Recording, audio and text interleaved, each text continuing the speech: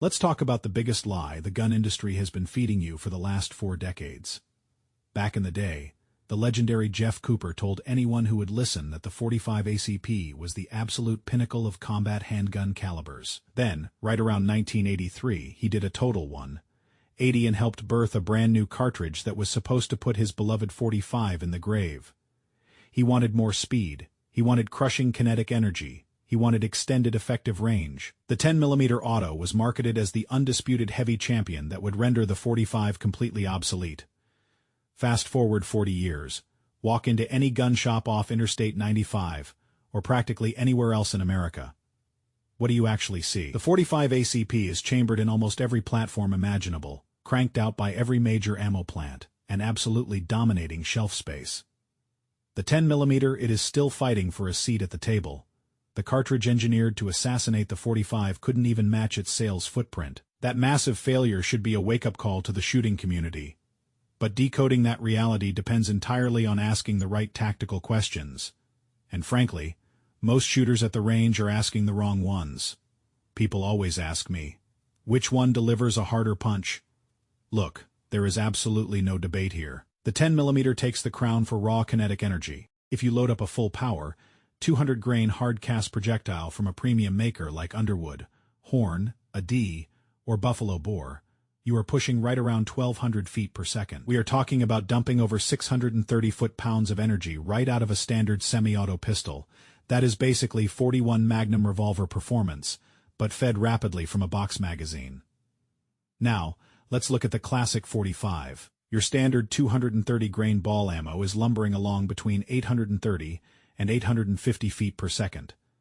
That yields roughly 370 to maybe 400 foot-pounds of energy. You are giving up over 200 foot-pounds of destructive force every single time you press that trigger. If we were only judging these calibers on a calculator, the 10mm wins hands down, and we could pack up our range bags and go home right now. But any seasoned defensive shooter knows energy on paper does not tell the whole story. Let me set a quick baseline here. A lot of the commercial 10mm you buy off the shelf is completely watered down. It chronographs way lower than the marketing hype printed on the cardboard box. So to keep this fight completely fair, I am only evaluating the 10mm and the .45 ACP at their absolute maximum potential. Full house loads. No holds barred. Even when both are running redline, the .45 completely dominates the 10mm in 3 critical categories, and the 10mm holds one specific trump card that the .45 can never touch. That one specialty is going to dictate your buying decision, but we will get to that in a minute. First, let's talk about what happens when lead actually meets tissue. Kinetic energy numbers look great on a spreadsheet, but wound channels stop threats. When you fire a premium .45 ACP defense round, like a 230-grain Federal HST, the expansion is absolutely devastating. In standardized ballistic gel testing, that slug blooms out to practically a full inch, 0.97 inches. To be exact, that is a piece of lead that started at 0.452 inches and violently stretched to nearly double its original diameter. Now look at the 10mm under the exact same testing protocols. The absolute best expansion you get peaks right around 0.81 inches. And frankly, that was achieved using a lighter 155-grain projectile pushed to extreme barrel burning velocities. If you run the heavier 180-grain defensive loads that most concealed carriers actually trust their lives to, that expansion shrinks even more. We are comparing a massive 0.97-inch permanent cavity against a 0.81-inch hole. In defensive encounters, that is not some minor statistical margin of error. That represents 20% more pulverized tissue and 20% more massive trauma. The .45 does more physiological damage, despite supposedly losing the kinetic energy debate. And let's get real for a second about a dirty little secret in the defensive ammo world. Hollow points get plugged up by heavy clothing. Denim, leather jackets, winter coats, you name it. When a hollow point fails to expand, the .45 is still dragging a 0.452-inch blunt force object through the threat. The 10mm drops down to a flat 0.40 inches. The .45 is inherently 12% wider on its absolute worst performance day. It does not even need to open up to crush a 10mm that suffered the exact same mechanical failure. Now, let's move to the firing line for the real game changer. This has absolutely nothing to do with gelatin blocks or mathematical equations. Take a silencer and thread it onto a .45 caliber pistol. Grab a cheap box of 230 grain target loads running at 830 feet per second. Down here at sea level, the sound barrier sits right around 1125 feet per second. That means that heavy .45 slug is naturally subsonic by a massive margin. Virtually every single box of standard pressure .45 ACP sitting in your local gun store will run perfectly quiet through a can. You do not need to hunt down expensive specialty subsonic rounds. You do not have to fiddle with your recoil springs or re-zero your pistol optic. The exact same defensive ammunition sitting in your quick-access nightstand safe tonight is ready for suppressed duty right now. Now go ahead and thread that same suppressor onto a 10mm rig. The entire philosophy behind the 10mm is raw, blistering speed. You are pushing 1,200, 1,300, maybe even 1,400 feet per second with defensive loads. Every single one of those rounds is screaming past the sound barrier. Your silencer will definitely trap the expanding gases at the muzzle, but the bullet itself generates a deafening supersonic sonic boom as it flies downrange. You will still ring the ears of everyone standing in the same zip code. Sure, you can jump online and order specialty subsonic 10mm ammo. They manufacture 200 grain slugs specifically downloaded to around 900 feet per second. But I want you to really think about the tactical error you just made. You took the only true advantage the 10mm has over the field, its blistering velocity, and you completely neutered it. A 200 grain 10mm slug traveling at 900 feet per second hits with less force than a 230 grain .45. Moving at 830, you are throwing a lighter, narrower bullet at the exact same speed. Congratulations. You just spent premium money to turn your 10mm into an inferior version of the .45 ACP. When John Moses Browning drew up the blueprints for the .45 back in 1905, he engineered it to be slow and brutally heavy. That wasn't a flaw of the era. That was a masterful design feature, and well over a century later, that inherent design is exactly why it remains the absolute king of suppressed pistol calibers. It requires zero modifications, demands zero compromises, and functions flawlessly. The 10mm was born to run fast. If you put a can on it, you strip away its entire identity. For those of you who run silencers for home defense or range training, this debate ends right here. But let's pivot. Let's talk about specific mission requirements, where you need unapologetic, bone-shattering power. This is the arena where the 10mm unequivocally earns its reputation. Look at the elite Sirius dog sled patrol over in Denmark. These operators patrol the absolute harshest frozen wastelands of northeast Greenland. They are completely isolated for 4 months at a time, operating in negative 40-degree temperatures. No supply drops, no quick reaction force coming to save them. They share that ice with massive polar bears that easily tip the scales at over 1,000 pounds and can sprint down a dog sled with terrifying speed. Their primary defense is a rifle, but the sidearm strapped to their chest is a Glock 20 chambered in 10mm. They did not choose the Glock 20 because it's a magical bear-slaying wand. They chose it because it is the ultimate survival tool.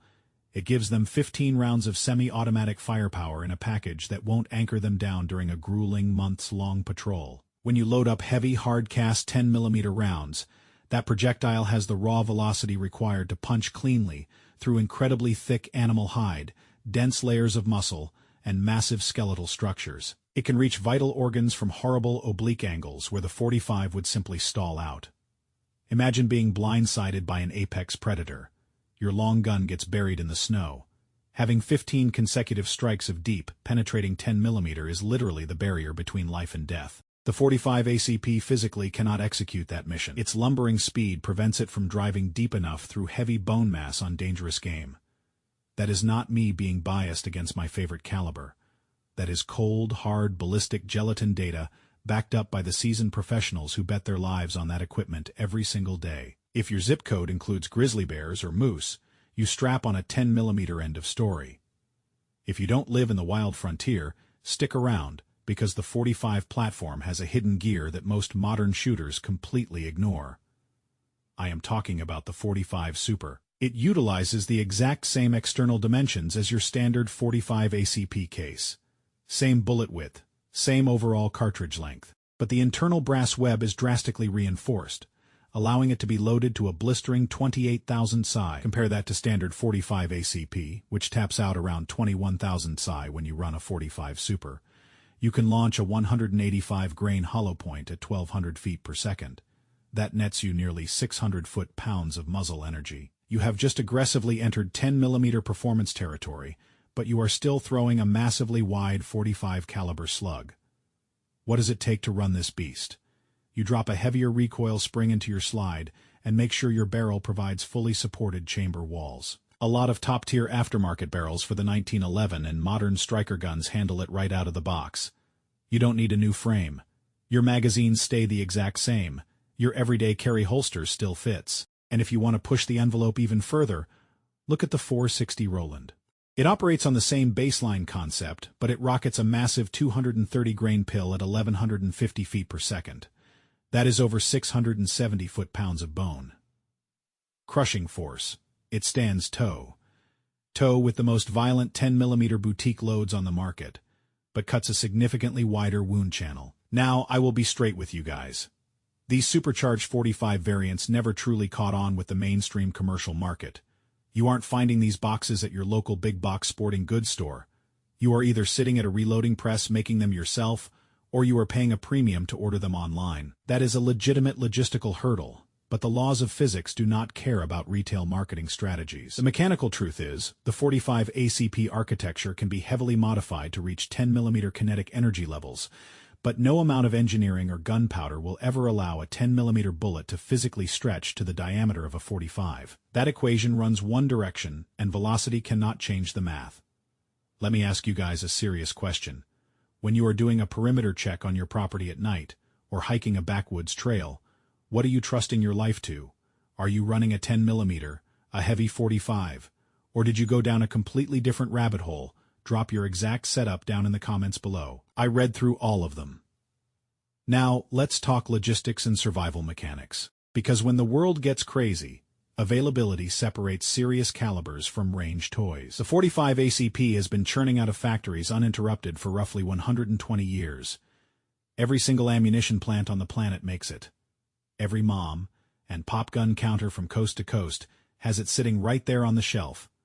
Think back to the great ammo drought of 2020. The 45 was one of the absolute last boxes to vanish from the aisles, and it was the first heavy caliber to restock once the panic died down. You simply cannot erase over a century of entrenched industrial manufacturing infrastructure. The 10mm, to its credit, is experiencing a massive renaissance right now. It is more popular today than it has been in decades. But if we are being brutally honest, it remains a specialty niche round. During that same supply chain collapse, 10mm evaporated instantly, and took years to reliably show back up. There are fewer factories tooling up for it, and retailers dedicate way less square footage to storing it. If your self-defense strategy relies on sourcing ammunition during a crisis, the 45 provides an unshakable foundation, and it is not even a fair contest. Then we have to address mechanical wear and tear on your actual weapon systems. We are talking about 21,000 psi against 37,500 psi.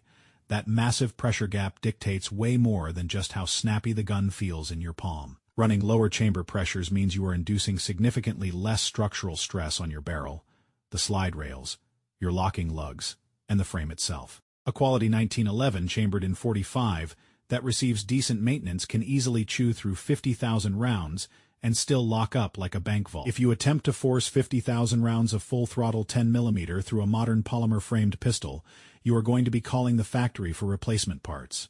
Guaranteed. The 45 was mathematically engineered for longevity. It does not aggressively beat the firearm to death. 120 years of continuous combat and civilian service life is all the proof you need. I've got one final tactical advantage to drop on you. Take a standard Glock 21 chambered in 45. With simple modifications, that specific frame accepts a complete 10mm slide assembly. You keep the exact same grip angle, the same trigger pull, and the same stippling.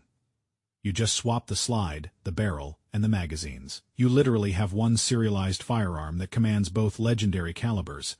Keep the 45 top end on for home defense. It is naturally subsonic, heavily disruptive, and perfect for suppressing without hunting down weird ammo. When hunting season hits, click on the 10mm upper for raw deep-driving woods protection. You get the absolute quietest suppressed platform and the most devastating semi-auto wilderness defender, all built on a single lower receiver. That is not a compromise. That is an incredibly intelligent tactical system. So where does that leave us at the end of the day? The 10mm is the ultimate backcountry sidearm. Period. Having 15 fast follow-up shots of heavy hard-cast lead flying at 1,200 feet per second is an insurance policy you cannot fake. If you spend serious time off the grid where the food chain works against you, the 10mm is worth every single penny of ammo cost and every ounce of recoil. But for literally every other self-defense application on planet Earth, the 45 ACP reigns supreme. It creates a wider permanent wound channel. It is the flawless host for your silencers. It has unmatched logistical availability, and it treats your internal gun parts with respect. The industry has spent 40 years trying to convince you otherwise. Jeff Cooper tried. The FBI tried. The keyboard commandos on the internet are still trying.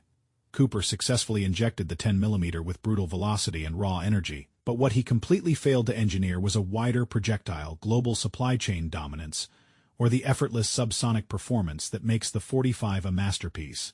The 10mm was literally invented to be the 45 killer, and yes, it survived. But the king is still sitting on the throne, and only one of these cartridges has served on the front lines and the home front for over a century, without ever taking a single day off. If you are out in bear country, strap up with the 10mm. If you are navigating the concrete jungle or protecting your hallways, rely on the 45. Be honest with yourself about your real-world threat profile, and arm yourself accordingly. If you appreciate raw, unfiltered firearms truth that cuts through the industry marketing garbage, make sure you hit that like button, subscribe to the channel, and leave your thoughts in the comments down below. Stay safe, keep your powder dry, and I'll see you on the next one.